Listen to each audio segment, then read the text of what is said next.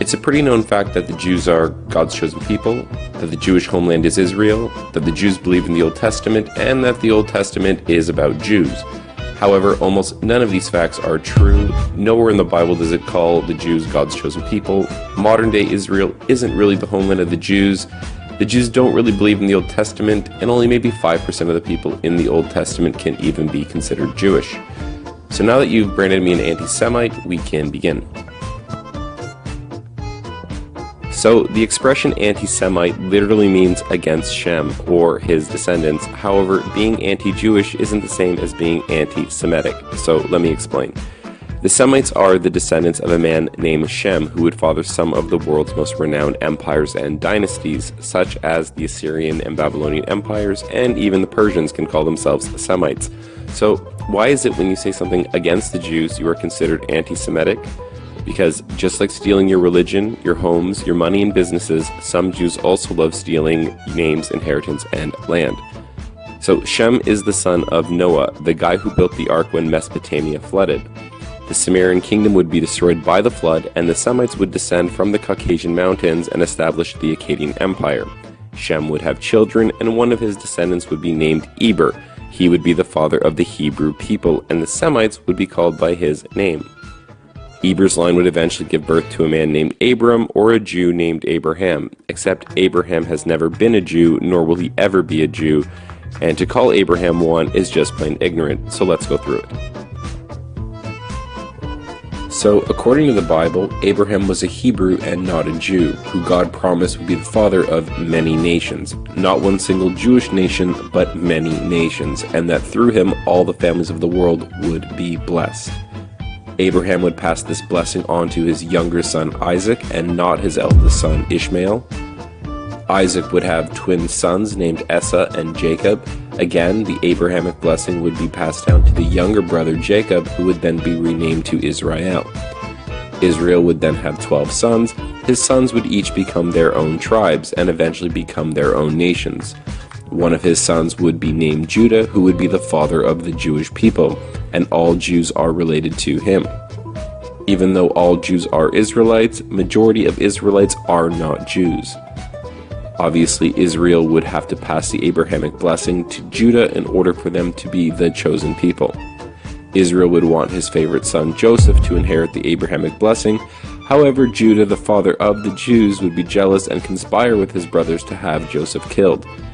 In the end, Judah sold Joseph into slavery for silver, much like Judah sold Jesus to the Jews.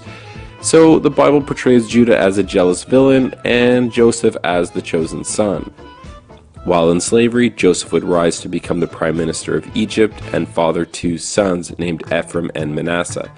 In the end, Israel would adopt Joseph's sons and pass the Abrahamic blessing on to them, making them the chosen people and dividing Joseph into 2 tribes, making 13 tribes of Israel. As for the father of the Jews, his 2 eldest sons would die and Judah would end up bowing down to Joseph. So, now that you understand that the Jews were never intended to bless the world, nor were they ever considered the chosen people, we can move on to our second point. So, is the Jewish homeland Israel? And the answer is yes and not at all. Israel was originally called the land of Canaan, named after Noah's grandson, Canaan. The land of Canaan was conquered by the Israelites after they left Egypt with Moses, found in the book of Exodus. The Bible says God commanded the Israelites to punish the Canaanites for their sexual immorality, which led to child sacrifice, which would eventually lead to cannibalism. The word cannibal actually comes from the words Canaan and the god Baal. Baal was the god of Canaan, and the priests were known for eating the children after they were sacrificed to him, hence why we call them cannibals. So now that you understand what kind of people were living in Canaan, try not to feel so bad when you read that God ordered us to exterminate them. The borders of the Jewish homeland were established by Joshua, who was one of the descendants of Joseph and not from Judah. So if we were to restore the Jews to their original land, according to the Bible, the Jewish homeland would look less like this and more like that. So, like the story of Joseph and Judah, their children likewise wouldn't get along either. After becoming nations, there would be a civil war. The Jews would rule the southern kingdom of Judea, while Joseph's sons would rule the northern kingdom, keeping the name Israel. They would have different religions, believe in different gods, and while Judah stayed in Judea, Joseph would ally himself with the Phoenicians and establish colonies and trade posts all over the Mediterranean. The kingdom of Israel would be corrupted by foreign ideologies, and like the Canaanites would fall into materialism, sexual immorality, and child sacrifice, which would lead to them being conquered by the Assyrian Empire. Some of the Israelites would be taken into captivity into the lands of Assyria and Media, while some of the Israelites and Phoenicians would flee to their colonies and trade posts, fulfilling the promise made to Abraham that the world would be blessed through him, as he would be the father of many nations. So the sons of Joseph would become fruitful and multiply among the nations, forgetting who they are, which shouldn't surprise us considering their names literally mean fruitful and forgetful. Just like the Northern Kingdom, the Jews would fall into sexual immorality and start sacrificing their children. They would be conquered and enslaved by the Babylonians, then freed and re-established by the Persians, conquered again by the Greeks, and later occupied by the Romans.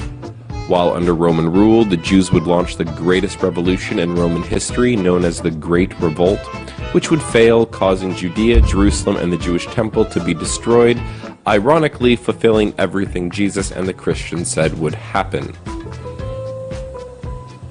The Jews, not being satisfied with losing their temple and homeland, would stab the Romans in the back by launching 2 more rebellions, killing over 500,000 Greeks and Romans. God would bless the chosen people with 2 more humiliating defeats, along with a banishment from the land, causing Judea to be renamed to Syria Palestinia. So the reason the Jews have been able to take Palestine really rests on the fact that they've stolen the name Israel and have convinced the Christian West that they are the chosen people and that they alone are Israel. But once putting things into perspective, we see that just isn't true. Which brings us to our third point. Do the Jews believe in the Old Testament? The answer is kind of and not really. While waving around the Old Testament as if they believe in it, the Jews actually have secondary books that they consider just as important, the main book being called the Talmud. To explain the Talmud, we have to understand some basic Jewish Roman history, going back to Emperor Claudius, who, like Emperor Tiberius, tried to ban the Jews from Rome after branding them aggressive troublemakers. Sadly, Emperor Claudius didn't understand how to play the Game of Thrones and ended up mysteriously being killed. His successor, Emperor Nero, would lift the Jewish ban, which shouldn't surprise us considering the Talmud says he was a Jewish convert. Nero and his Jews would engage in some of the most barbaric acts known to man. Just to give you an idea of how crazy this pro-Jewish Roman emperor was, Nero burned down Rome and blamed it on the Christians, causing them to be tortured and killed in the worst ways imaginable.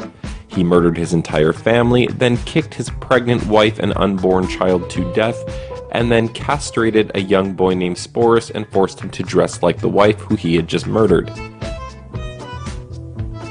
With the coming of Jesus, the Jews would divide into 2 main groups.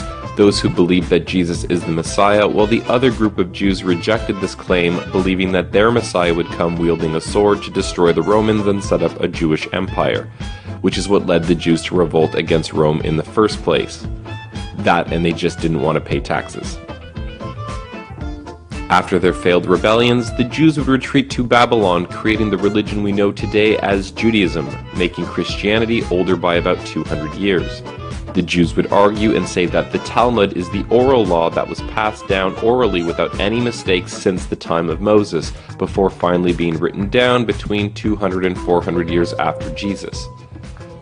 This would place the Jews in first place above the Muslims for the longest, most successful game of broken telephone ever played.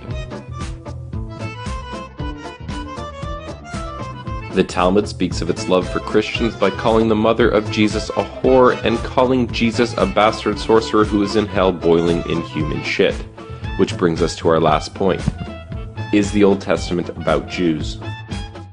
The answer is no, not really. Because the Jews have stolen the name Israel, you would never guess that the majority of the people in the Bible are not Jewish. The Apostle Paul, for instance, even though everyone calls him a Jew, Paul quickly separates himself from the Jews and says, "I am an Israelite of the tribe of Benjamin."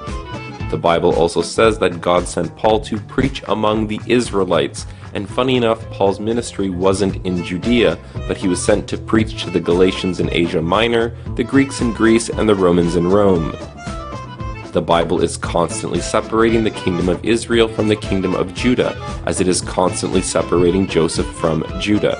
The entire Jewish deception and hijacking of the Bible depends on them stealing the terms Semites, Hebrews, and Israelites. For example, Moses, the man who wrote the first 5 books, known as the Torah, did not come from the tribe of Judah, nor was he part of the kingdom of Judea, yet somehow he is a Jew. The reality here is the majority of the people in the Old Testament are not Jewish. The Bible is a book that tells the history of many nations and peoples, like the Semites, Hebrews, Israelites, Egyptians, Phoenicians, Babylonians, Assyrians, Armenians, Persian, Greeks, Romans, and many others. It's not only about Jews.